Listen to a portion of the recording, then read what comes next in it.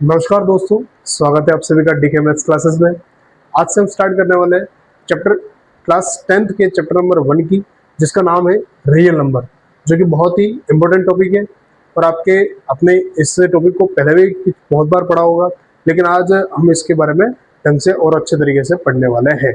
हमारे चैप्टर का नाम है रियल नंबर, क्लास 10 का चैप्टर नंबर 1 है ये रियल नंबर, जिसके बारे में कुछ इंफॉर्मेशन यहाँ पर गिवन है। रियल नंबर, देखिए real numbers are union of rational and irrational number. इसका मतलब क्या होता है कि रियल जो नंबर, जो भी रियल नंबर्स होते हैं वो रैशनल और इररेशनल नंबर का यूनियन होता है। यूनियन का मतलब जितने, जैसे कि मान लो कि ये हमारे रैशनल नंबर है और ये हमारे इररेशनल नंबर है, ये सारे के सारे जो नंबर्स होते हैं वो कौन से नंबर्स होते हैं? रियल नंबर होते हैं। यानी कि हम ये कह सकते हैं कि all real and all irrational numbers और रैशनल और all irrational numbers are called real number. जितने भी रैशनल और इरेशनल नंबर्स होते हैं उन सबको हम रियल नंबर कह सकते हैं। Second thing, this number can be expressed on number line. इन सभी नंबर को हम कहाँ रिप्रेजेंट कर सकते हैं? नंबर लाइन पर। जो रैशनल नंबर्स है उनको भी और इरेशनल नंबर है उनको भी। इरेशनल नंबर कौन से? जो रूट में नॉट परफेक्ट स्क्वायर जो नंबर्स होते हैं। रैशनल नंबर तो वो ये सारे रैशनल नंबर है, लेकिन इरेशनल नंबर जो कि रूट में होते हैं उनको हम रिप्रेजेंट कर सकते हैं। थर्ड थिंग क्या है हमारी? This numbers can B both positive और नेगेटिव। जो भी हमारे रियल नंबर होते हैं, जो हमारे रियल नंबर्स होते हैं वो हमारे पॉजिटिव भी हो सकते हैं, नेगेटिव भी हो सकते हैं। क्लियर? देन यहाँ पर हमको गिवन है all this numbers are real number. जैसे कि हमने बनाया, ये हमारी जो नंबर लाइन है, उस नंबर लाइन का जो हमारा ये जो जीरो है वो हमारे उस नंबर लाइन का क्या है? सेंटर पॉइंट होता है। सेंटर पॉइंट जो है वो हमारा नंबर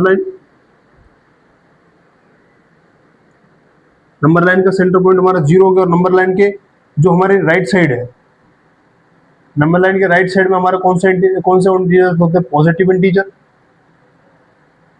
और नंबर लाइन के जो लेफ्ट साइड में होते हैं वो हमारे कौन से इंटीजर्स होते हैं? नेगेटिव इंटीजर होते हैं। ठीक है, और यही हमारे क्या होते हैं? इन सभी नंबर्स, जितने भी नंबर लाइन पर नंबर से रिप्रेजेंट हो सकते हैं उनको अपन क्या कहते हैं? रियल नंबर्स कहते हैं। और कौन से इरेशनल नंबर कौन से? जो कि हमारे रूट में 2 है, रूट का 3 है, रूट में 5 है। ये कौन से नंबर से? हमारे इररेशनल नंबर है। कौन से नंबर से? ये हमारे इररेशनल इररेशनल नंबर से। ये इररेशनल नंबर से इनको भी हम नंबर लाइन पर रिप्रेजेंट कर सकते हैं। और यही हमारे, ये भी हमारे सारे के सारे कौन से नंबर्स होते हैं? रियल नंबर होते हैं। ठीक है, यहां तक आपको समझ में आया होगा। अब हम इसके इंट्रोडक्शन के नेक्स्ट पार्ट पर चलते हैं, फंडामेंटल थ्योरम ऑफ अर्थमेटिक पर चलते हैं।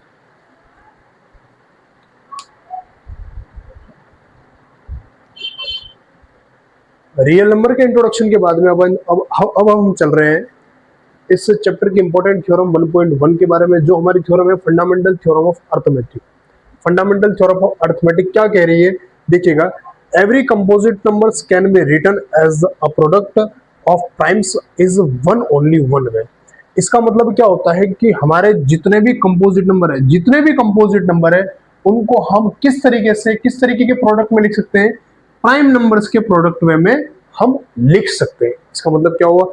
हमारे पास जितने भी कंपोजिट नंबर्स हो, जैसे कि 4 हो गया, 6 हो गया, 9 हो गया, 15 हो गया, जो हमारे ये कंपोजिट नंबर है, हम उन composite number co prime numbers के प्रोडक्ट में उसको लिख सकते हैं। फॉर एग्जांपल हम लिखते हैं 6 को अपन लिख सकते हैं 2 और 3 के मल्टीपल में, 2 मल्टी 3 लिख सकते हैं, जो कि हमारे प्राइम नंबर्स है।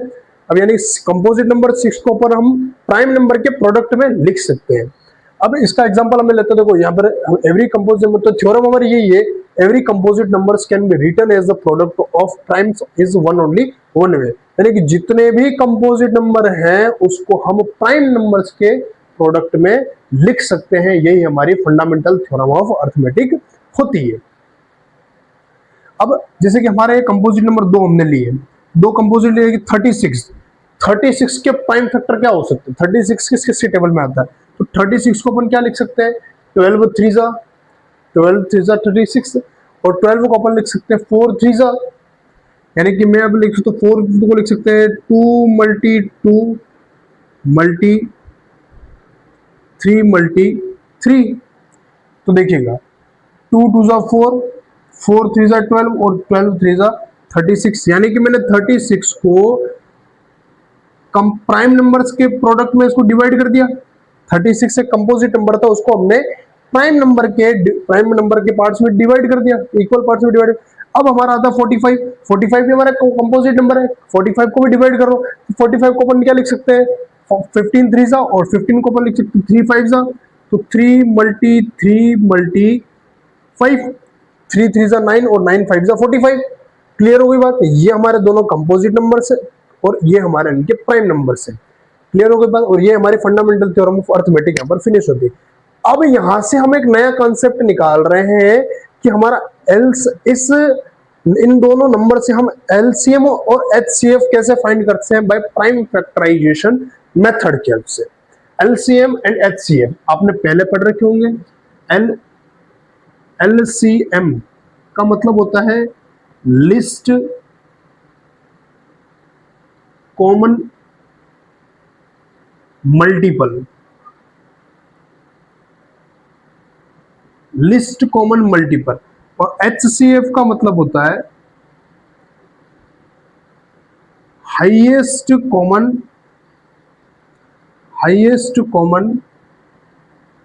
फैक्टर। लिस्ट कॉमन मल्टीपल का वो सबसे छोटा सा छोटा नंबर जो उस टेबल में आता है, और हाईएस्ट कॉमन फैक्टर का मतलब वो सबसे बड़ा नंबर जो उन दोनों नंबर से डिविजिबल हो।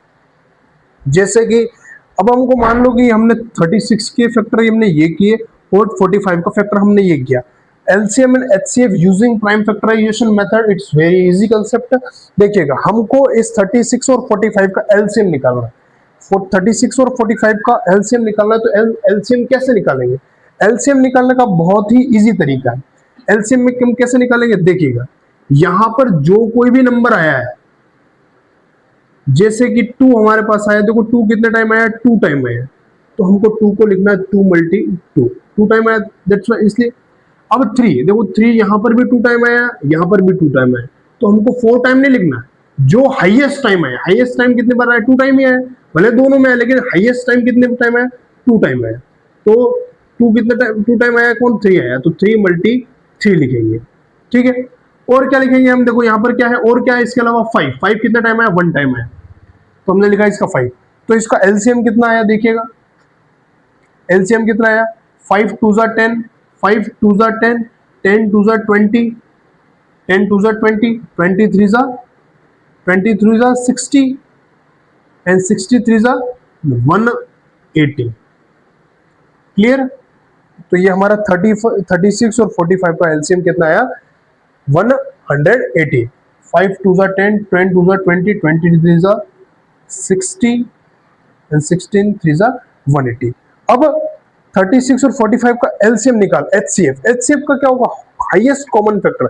इन सब में हमको पता ना कॉमन क्या है, देखो 2 इसमें है, 2 इसमें है, लेकिन इसमें है नहीं है, 3 इसमें भी नहीं है, देखो ये 3 यहां पर भी है, 3 यहां पर भी है, इन दोनों में से 3 निकल गया, ये 3 निकला।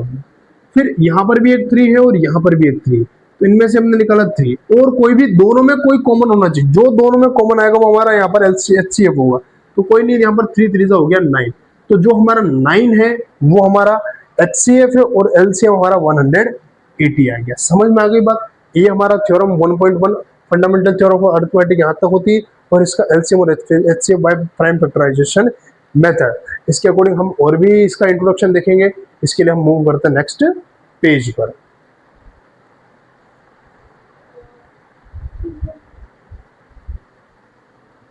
फंडामेंटल थ्योरम के बाद में हमने एलसीएम एचसीएफ को अच्छे से देख लिया। अब हम एलसीएम और एचसीएफ के रिलेशन की बात करेंगे, relation between LCM and HCF. LCM और एचसीएफ के बीच में क्या रिलेशन होता है, तो समझने का बात कि यहाँ पर मान लो कि हमारे पास 2 नंबर्स है। जो हमारा फर्स्ट नंबर है वो हमने उससे प्रीवियस पेज पर हमने लेट किया था 36, और हमारा जो सेकंड नंबर है वो हमने लेट किया था 45। First number multi second number LCM multi HCF के इक्वल होता है। तो ध्यान दीजिएगा कि हमने जो एलसीएम क्या लिया था, उसका एलसीएम क्या आया था, हमने क्या लिया, इनका एलसीएम क्या आया था, 180 आया था। अब मान लो कि हमको इनमें से कोई भी 4 थिंग्स हमारे पास 1 2 3 4, यहाँ पर 4 थिंग में से कोई भी 3 थिंग्स हमको यहाँ पर गिवन होगी किसी न किसी क्वेश्चन में, और वो 1 थिंग हमको फाइंड करनी होगी। जैसे कि हमको मान लो कि हमको फर्स्ट नंबर और सेकंड नंबर गिवन है, एलसीएम भी गिवन है, तो एचसीएफ फाइंड करना होगा। अगर मान लो फर्स्ट और सेकंड नंबर गिवन है, एचसीएफ गिवन है, तो एलसीएम फाइंड हम कर सकते हैं। एलसीएम और एचसीएफ गिवन है, सेकंड नंबर गिवन है, तो फर्स्ट नंबर फाइंड कर सकते हैं। एलसीएम एचसीएफ और फर्स्ट नंबर गिवन है, तो हम सेकंड नंबर भी फाइंड कर सकते हैं। इसको एक अच्छी तरह एग्जांपल से समझते हैं कि हमारा जो एचसीएफ आया था वो 9 आया था, लेकिन हम मान लेते हैं कि हमारे पास अभी कोई भी एचसीएफ नहीं है। हम मान रहे हैं, कंसिडर कर रहे हैं कि हम इस एक क्वेश्चन को हम सोल्व करते हैं जिसमें हमारा फर्स्ट नंबर 36 है, सेकंड नंबर 45 है, एलसीएम हमारा 180 है और एचसीएफ हमको फाइंड करना है। तो देखिए हम स्टार्ट करते हैं। फर्स्ट नंबर है 36 मल्टी सेकंड नंबर है 45, ये इक्वल होगा एलसीएम 180 डिग्री और मल्टी एचसीएफ हमको फाइंड करना है, एचसीएफ। इन दोनों 36 मल्टी 45 180 इसके मल्टीपल में इधर चला गया तो डिविजन में चला जाएगा, डिवाइड में चला जाएगा, इक्वल में आया एचसीएफ के। कैंसिल कर दो इसको, देखिएगा 18 1 जा 80, 0 को 0 और 80, 18 2 जा 36, 2 1 जा 2, 2 5 जा 10, 5 1 जा 5, 9 5 जा 45। तो हमारा एचसीएफ कितना आ गया? 9 आ गया, जो हमको पता था 9 ही है। बात समझ में आ गई? अगर इसी क्वेश्चन को अगर हमको किसी और तरीके से करना तो बात सुनिएगा। मान लो कि इस क्वेश्चन में हमको फर्स्ट नंबर गिवन है 36, सेकंड नंबर गिवन है 45, एलसीएम मान लो कि हमको फाइंड करना है और एचसीएफ हमको गिवन है 9। तो भी हम कर सकते हैं, देखिएगा कैसे करेंगे। फर्स्ट नंबर है 36 मल्टी सेकंड नंबर है 45 इक्वल एलसीएम मल्टी एचसीएफ है 9। तो 36 मल्टी 45 डिवाइड बाय 9 मल्टीपल में है तो इधर चला गया तो डिवीजन में चला जाएगा, तो एलसीएम मिल जाएगा हमको। कैंसिल कर दो, 9 1 जा 9, 9 5 जा 45, तो 36 मल्टी 5 इक्वल में आया एलसीएम 5 6 जा 30, 30 का 0 कहने लग गई 3, 5 3 जा 15, 15 में 3 को ऐड कर लो तो क्या आया 18। तो एलसीएम हमारा आ गया 180, जो कि हमको पता था। इसी तरीके से हम किसी भी अगर नंबर्स और एलसीएम एचसीएफ के बीच का अगर रिलेशन फाइंड करना हो तो इसका एक परफेक्ट फॉर्मूला ये है कि first number multiple by second number equal होगा LCM multi HCF. It's very important, समझिएगा इस चीज को, ठीक है। अब हम इसके नेक्स्ट इंट्रोडक्शन के पार्ट में चलते हैं, इसके नेक्स्ट पेज पर।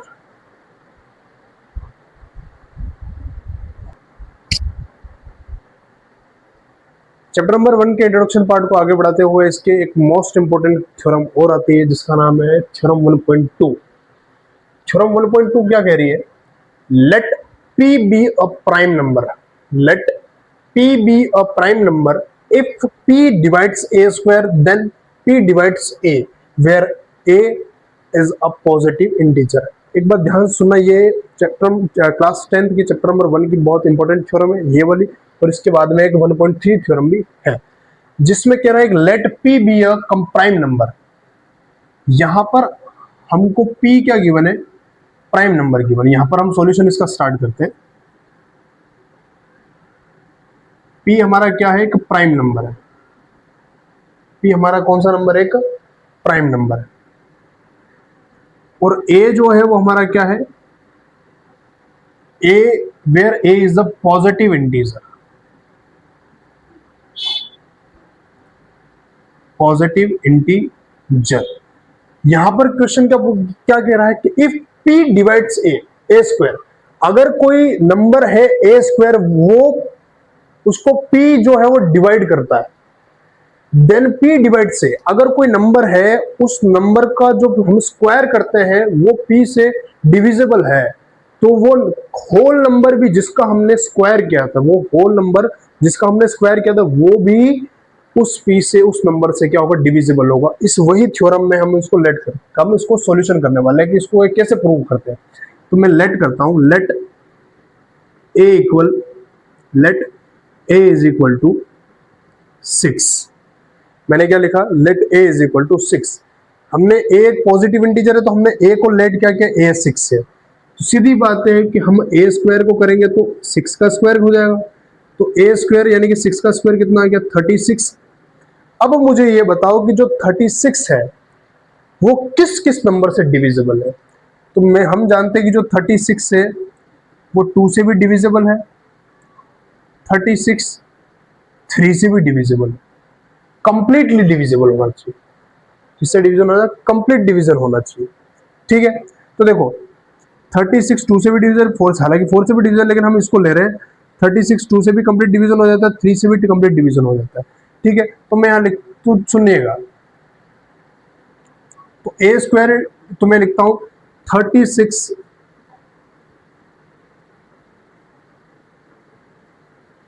Divides by 2 and 3। 36 divides by 2 and 3, जो 36 है वो 2 और 3 से डिवाइड्स हो रहा है। Then 6 also divides by 2 and 3। जब 6 का स्क्वायर 36 से डिवाइड्स हो रहा है, 3 और 2 से, 2 और 3 से डिविजिबल है, दैट्स व्हाई हम कह सकते हैं then 6 also divides by 2 and 3। जो 6 है, ये जो हमने 6 जो होल नंबर लिया था, वो भी 2 और 3 से डिवाइड होगा। समझ में आ गया कैसे, जैसे कि ये तो कंप्लीटली डिविजिबल है, इसको हम कैंसिल कर सकते हैं, ये हमारा आ जाएगा 18। इसको हम कह सकते हैं कि 12 आ जाएगा। तो हम 6 में भी अगर 2 का डिवीजन देते हैं तो ये आ जाएगा 3, और 6 में अगर 3 का डिवीजन देते दिया जाएगा 2। समझ में आ गया, बस यही हमारी थ्योरम है। अगर इसको और एक एग्जांपल से समझ आना तो और एक एग्जांपल समझ सकते हैं। हम लेट करते हैं, हम लेट करते हैं 12 को, या फिर लेट कर लो 12 को कर लो।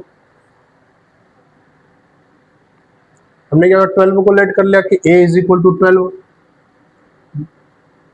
a is equal to 12, where 12 is like is an positive integers, then a square, तो 12 स्क्वायर, a स्क्वायर हमारा कितना हो जाएगा 14, 144, a स्क्वायर हमारा कितना होगा 144।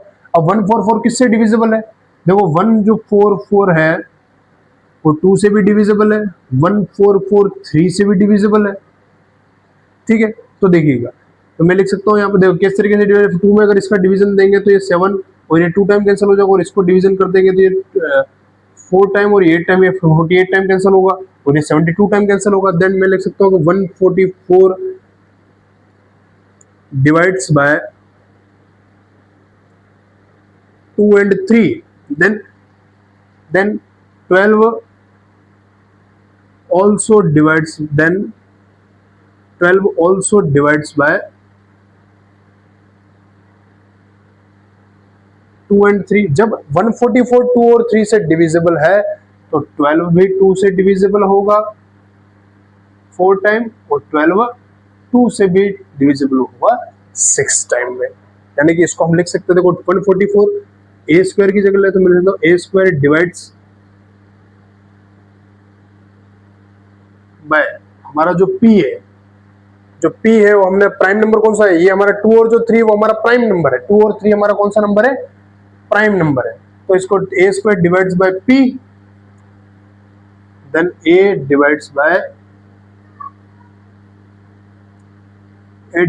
2 और 3 क्या लिया था हमने p। तो ये हमारे थ्योरम को हमने क्या कर दिया, यहाँ पर प्रूव कर दिया।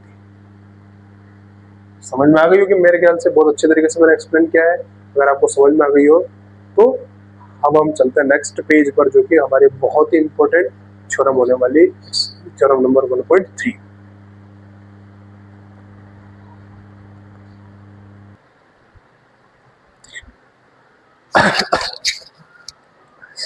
थ्योरम 1.2 के बाद में हम थ्योरम 1.3 को पढ़ने वाले, जो कि हमारी इस चैप्टर की अगर मान लो तो बहुत ही ज़्यादा इंपॉर्टेंट थ्योरम होने वाली है, जो कि हमारी 1.3 जो थ्योरम है वो proof of irrationality.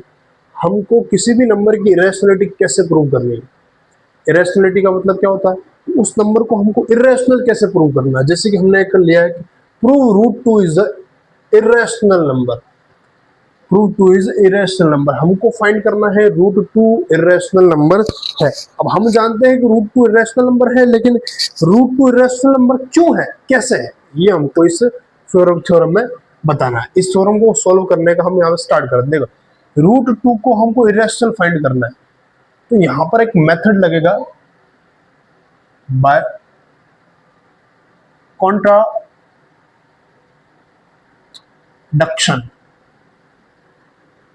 Bye contradiction method. Contradiction method क्या होता है, कॉन्ट्राडक्शन का मतलब होता है विरोध। कॉन्ट्राडक्शन का मतलब होता है विरोध करना। विरोध करने का मतलब किसी किसी चीज का कॉन्ट्राडक्ट करना, किसी चीज को विरोध करना। हम यहाँ पर कोई भी बात करेंगे तो किसी के विरोध को लेकर के करेंगे। हम विरोध क्या कर रहे हैं, हम यहाँ से स्टार्ट कर रहे हैं हमारा सॉल्यूशन। हम यहाँ पर एज्यूम कर रहे हैं, assume that root two is rational number. हमने एज्यूम क्या किया है कि रूट टू एक कौन सा नंबर है, रैशनल नंबर है। इसलिए हमने यहाँ पर देखो कंट्राडिक्शन हुआ है नहीं। देखो रूट टू हम जानते हैं कि रूट टू एक रैशनल नंबर है, लेकिन हमने कंट्राडिक्शन क्या किया है कि रूट टू एक रैशनल नंबर। रूट टू कौन सा नंबर है, एक रैशनल नंबर है। अगर रूट टू अगर एक रैशनल नंबर है तो इसको हम पी बाई क्यू की फॉर्म में लिख सकते हैं। तो मैं लिखता हूं इसको A by B. Root one by root two is A by B, इसके इक्वल होगा। क्यों होगा, क्योंकि हम जानते हैं कि ये कौन सा नंबर है, रैशनल नंबर है। तो इसको मैं ए बाय बी की फॉर्म में लिखो, जहां पर a and b are integer, या फिर आर को प्राइम नंबर लिख दो, co prime number, and b is not is equal to 0। अच्छा, अब समझना को प्राइम नंबर क्या होते हैं। को प्राइम नंबर वो होता है जिसका only on one common factor होता है। जैसे मैंने लिखा 5 और 3, इन दोनों का कॉमन फैक्टर क्या होगा, 5 मल्टी 1 और 3 मल्टी 1, वन ही कॉमन फैक्टर होता है, तो ये हमारा रैशनल नंबर है। अदरवाइज मैं लिखता हूँ कि 4/2, तो देखोगा यहाँ पर 4 को लिख सकते हैं 2 मल्टी 2, और ये इसको लिख दो 2 मल्टी 1। तो यहाँ पर 1 क्या 2 मल्टी, ये तो 1 के अलावा एक 2 भी एक कॉमन फैक्टर है, जिससे ये क्या हो जाएगा, रैशनल नंबर नहीं होगा। ठीक है, इसलिए हमको यहाँ पर समझना है कि ये रैशनल नंबर नहीं है। यानी कि हमको अगर किसी किसी तरीके से इसको इरेशनल फाइंड करने के लिए इसको को प्राइम नंबर ही रखना है। अगर अदरवाइज के 1 के अलावा इसका कोई भी दूसरा कॉमन फैक्टर आ जाता है, 1 के अलावा अगर किसी कोई और भी इसका कॉमन फैक्टर आता है, दैट्स व्हाई हम कह सकते हैं it is a irrational number. अब हमने रूट टू को 1 बाय ए बाय बी की फॉर्म में लिख लिया। अब मैं काम करता हूं कि बी को उधर भेज देता हूं, तो रूट टू बी इक्वल में हो जाएगा ए। मैं क्या करता हूं, हाँ, अब इन दोनों में स्क्वायर करता हूं। लिखा मैंने स्क्वायरिंग बोथ साइड, मैंने दोनों साइड स्क्वायर किया, तो रूट टू का स्क्वायर हो गया 2, बी स्क्वायर का होगा बी स्क्वायर इक्वल में ए का ए स्क्वायर। चलिए अब हम करते हैं, जो बी स्क्वायर इक्वल में ए स्क्वायर, ये जो 2 बी स्क्वायर के मल्टीपल है उधर भेज दो तो डिवाइड में चला जाएगा 2। अब हमको यहां से क्या पता लग गया कि जो ए स्क्वायर को डिवाइड कौन कर, जो 2 है वो ए स्क्वायर को डिवाइड कर रहा है। यहां से हमको क्या लग रहा है, जो 2 है वो ए स्क्वायर को क्या कर रहा है, डिवाइड कर रहा है। तो मैं लिख सकता हूं 2 डिवाइड्स ए स्क्वायर, देन 2 डिवाइड्स ए। हमने इससे प्रीवियस वाली जो थ्योरम थी 1.2 थ्योरम में पढ़ा था कि जब कोई प्राइम नंबर किसी के स्क्वायर को अगर डिवाइड कर रहा है तो वो प्राइम नंबर होल नंबर को भी डिवाइड करेगा। और इसी के साथ में ये हमारी इक्वेशन नंबर बनती थी 1। जो ए स्क्वायर है वो ए स्क्वायर को डिवाइड कौन कर रहा है, 2 डिवाइड कर रहा है। ठीक है, अब हम लेट करते हैं कि let a is equal to, हमारा क्या प्रूव करना है, रूट टू को करना है, तो 2c, let a is equal to 2c, जहां पर जो जो 2c है वो सम इंटीजर है, कोई क्या है, इंटीजर है। 2c क्यों सर लेट किया, 2c क्यों लेट किया, क्यों इसकी जगह 5c 6c क्यों नहीं कर सकते, क्योंकि हमारा जो नंबर कौन सा है, रूट 2 है, दैट्स वाई हमने यहाँ पर 2c किया। अगर 5 को करना होता तो रूट 5c करते, 7 को करना हो तो 7c करते, 8 को करना हो तो 8c करते, 10 को करना हो तो 10c करते। यहाँ पर आ गया हमारा रूट का 2c आ गया, जो कि 2c क्या है, हमारा सम इंटीजर है। अब हमको a की वैल्यू मिल गई, a की क्या वैल्यू मिली, 2c मिल गई। अब a की वैल्यू को इस इक्वेशन नंबर इक्वेशन 1 में पुट कर दो, तो put in equation first, equation first में इसको पुट कर देते हैं हम, तो देखिएगा इक्वेशन फर्स्ट में पुट करने के बाद हमको यहाँ पर क्या मिल रहा है, इसको मैं इधर, चलो इसमें कर लेते हैं, इक्वेशन में पुट कर लेते हैं हम यहाँ पे, देखिएगा तो बी स्क्वायर इक्वल में ए स्क्वायर की जगह लिखेंगे हम 2c स्क्वायर डिवाइड बाय 2। अब यहां पर आ जाओ, तो बी स्क्वायर का हो गया बी स्क्वायर इक्वल में 2 का स्क्वायर हो गया 4 और c का स्क्वायर हो गया c डिवाइड 2 का 2।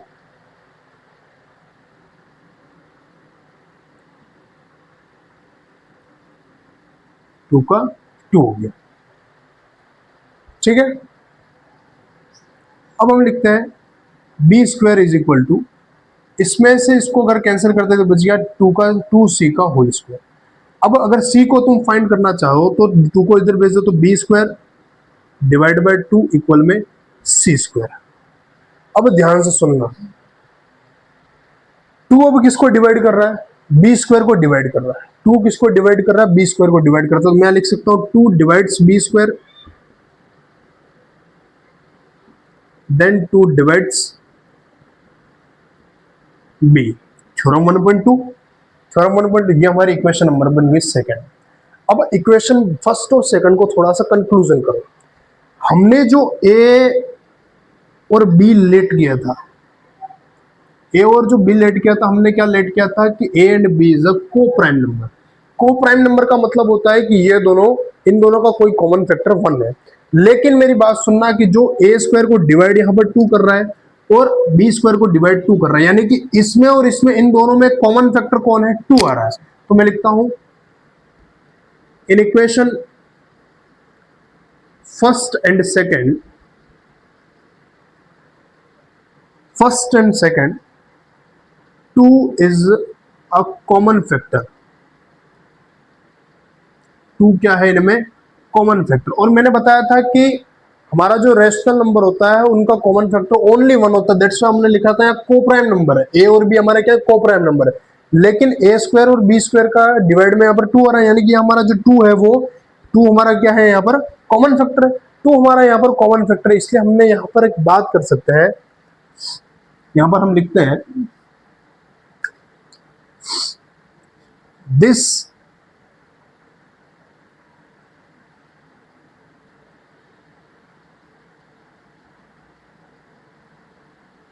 contradiction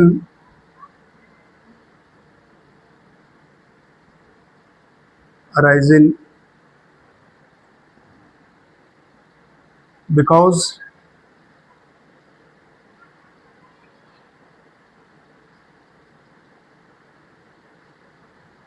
our wrong assumption।